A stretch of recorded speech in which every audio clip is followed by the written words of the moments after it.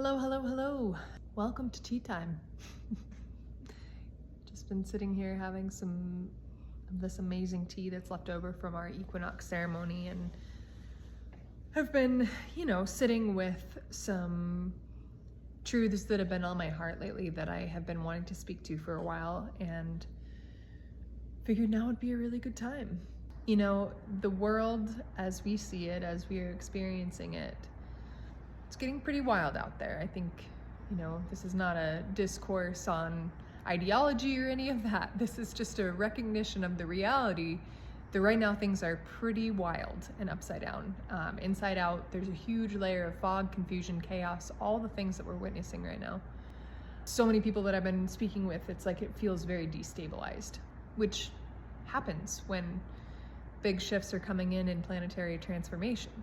So, we get to roll along with that. One thing I really wanted to expand on from an earlier post that we did a while back is this concept of discernment and why it's so important right now. We are fed so much into our fields through social media, through subtle messaging, through community, through these avenues that test our ability to tune in. And especially with like the advent and growth and expansion and rapid takeover of artificial intelligence and these new technologies that have been designed to affect the human consciousness. Our power of discernment means that we are sourcing our knowing from a place that is untouchable, right? And that is from that soul level consciousness. But it's almost like we have to break through the barriers that are there to access. Because as I said before, there's so much being thrown at us in all these different ways.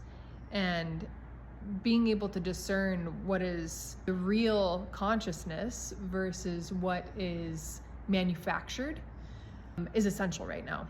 Because, we tend to be beings where our emotions get the best of us.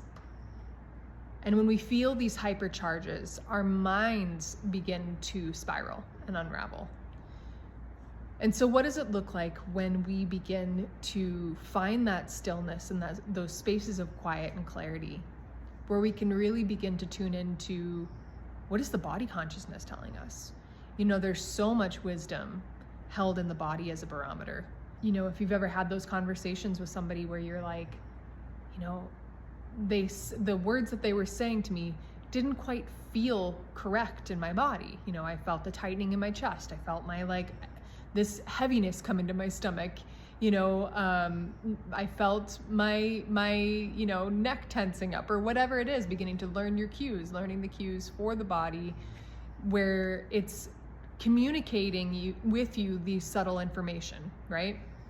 And so as we're witnessing these events unfolding in the world around us, paramount that we begin to utilize this embodied consciousness as the guide for helping us navigate a very intentionally confusing world.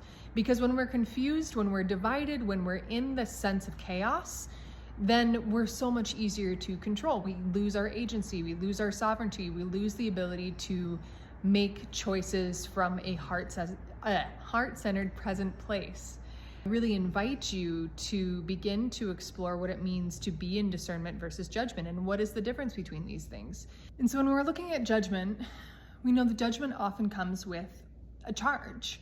It's usually rooted in comparison, contradiction, criticism, separation. It's trying to create divisiveness between either groups of people, separation from earth and self, from all of our beingness into self. It's trying to fragment, right?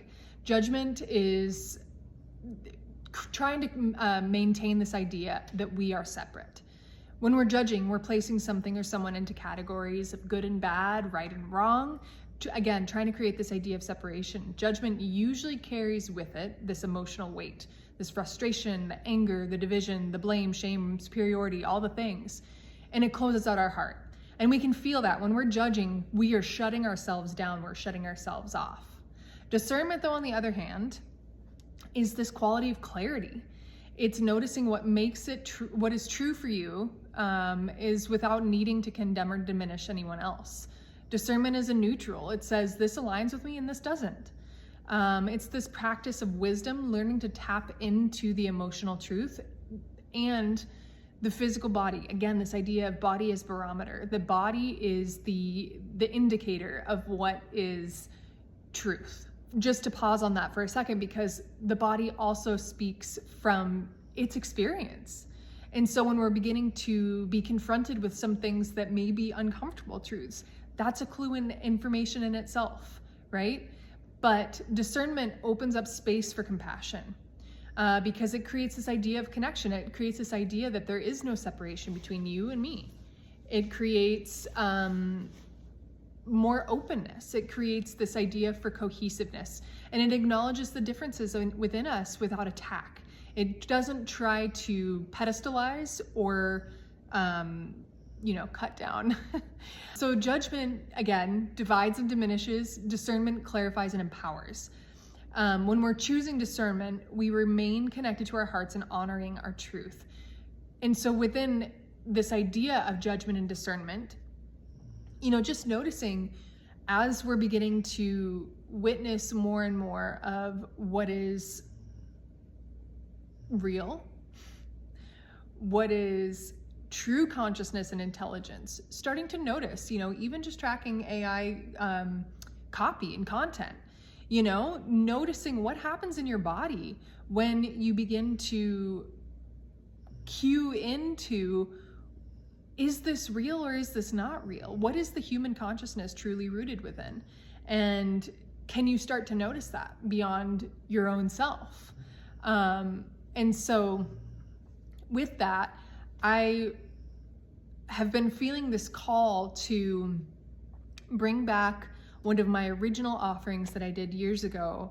That's an intuitive development program, because as we are learning how to tap into our own knowing, the gnosis, the truth within our hearts, that level of soul consciousness, we need to make sure that our lens is cleared, right? And so there are layers within this where we have to confront parts of ourselves that are creating these,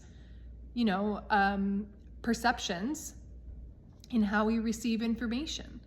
So I would love to invite you, starting here in November. I haven't quite picked a date yet, but we are going to dig into some of the tools, practices, and modalities to refine our channel, right? To tune into our own station, to learn what it feels like to be fully present and embodied. And just full disclosure, like, nobody ever gets out of this. This is not a mastered game unless you are a monk, like, who has completely removed themselves from the world, who doesn't have to engage in what we're dealing with here. We're not trying to ascend through isolation. We are trying to get into ourselves, get into our bodies, to be able to participate and engage with the world around us so that we can create transformation, and we can create those heightened states of consciousness, those transcendent states of consciousness here on earth as everyday practice, right? Most of us do not want to, nor can we, create those lives that are completely removed from this outside stimuli. So then how do we work with it? How do we learn how to be a true gauge for truth? We'll leave you with that. Godspeed. Good luck. We'll see you on the next round.